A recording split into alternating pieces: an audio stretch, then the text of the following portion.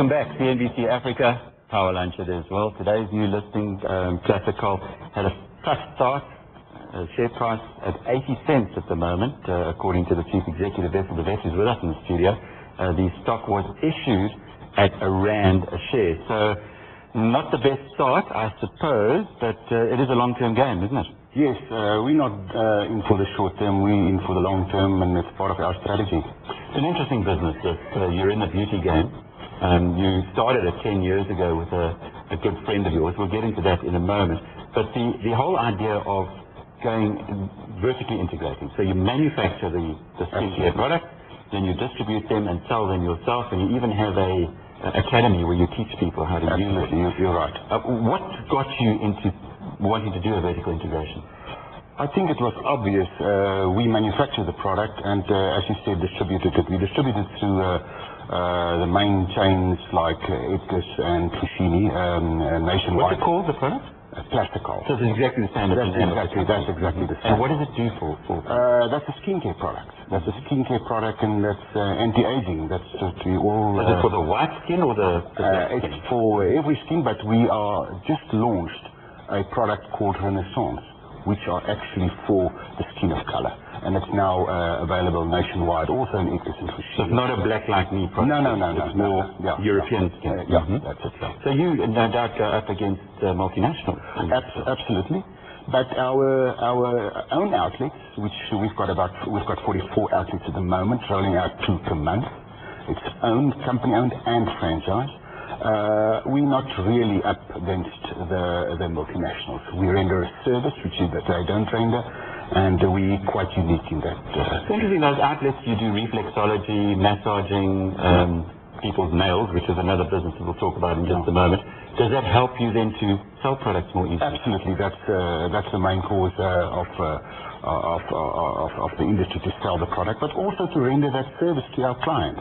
A lot of our clients don't want to go to the chain stores because they want to be pampered. But you also sell a lot of your goods through the pharmacies. I see you've got 200 pharmacies. You 200 pharmacies, yes.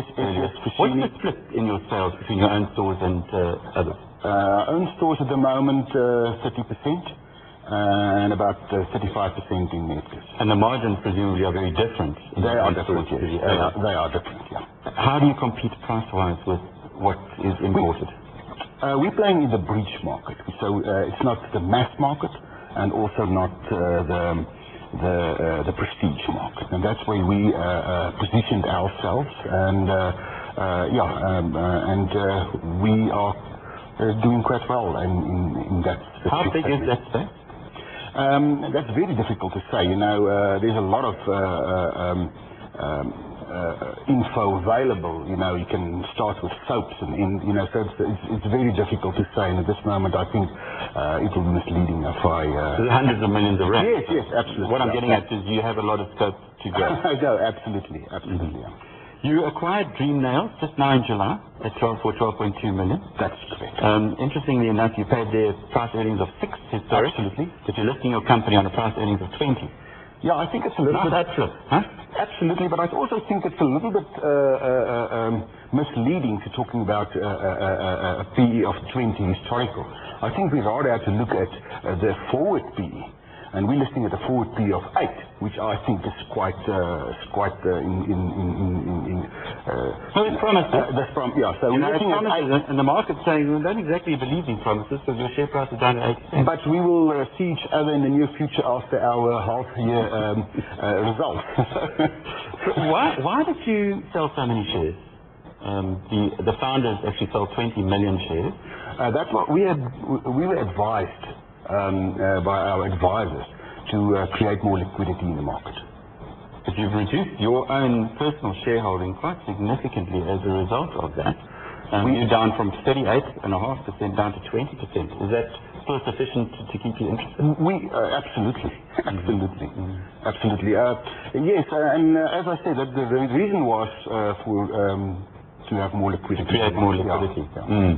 Interesting that the advisors would say that, because they also presumably advised you to issue those shares at 60 cents rather than the 1 rand that you issued the other 20 million That was shares. painful, as you can imagine. But why did you do that?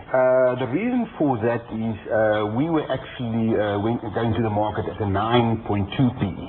Forward PE.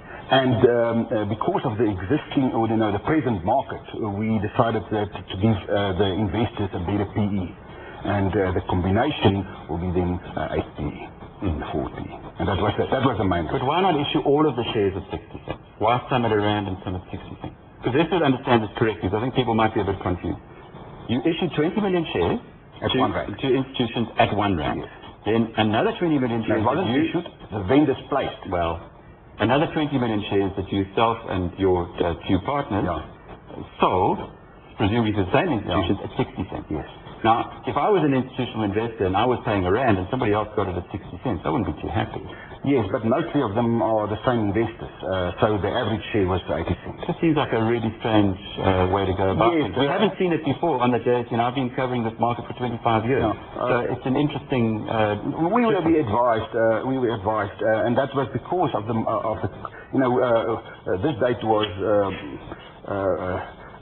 diarized 2-3 months ago, and when at the end, because of the market, we decided to do that, and that we were advised to do it. All right. Your advisors were exchange sponsors. Interesting. Just looking forward, you're not going to pay any dividends? You've decided that you're going to reinvest in the business? Absolutely. Definitely not in the short term. And you're going to buy more companies like Dream Nails? Yes. I also just want to underline that Dream Nails will only be making out about 12% of our profit for the forecast profit. So that's not a huge acquisition. Just to underline that. Yes, we will look at other acquisitions selectively, very selectively, but we also want to grow the company organically. And if you have a look at the promises that you're making to the market, revenues doubled in 2 years. You're looking at a gross margin going from 13.5 to 17.5, 18%. Those are big projections. How confident are you that you'll achieve them? Yes, as you mentioned, it's all promises. But we're quite confident, and we are after 5 months of the financial year, we actually on target, actually a little bit above target. Are you going to be using some of that money that you raised in the company at a rand to buy back shares now that the price is at 80 cents? That's an interesting question, and it definitely come up, and the question was raised this morning.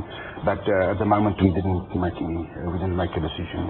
But you have got that money that you've raised allocated already at the moment. Well, best of luck. First day, tough day. Sometimes it builds character. Wessel the Vet is the chief executive of Placecol, which is today's new listing. We've had 2 now in the last couple of weeks. It shows that the market conditions are not quite like shooting fish in a barrel as it was a little while ago. The NBC Power Lunch, of course, returns same time, same place tomorrow. We look forward to being in your company then. But for now, it's time to go across the United States and Squawk Box.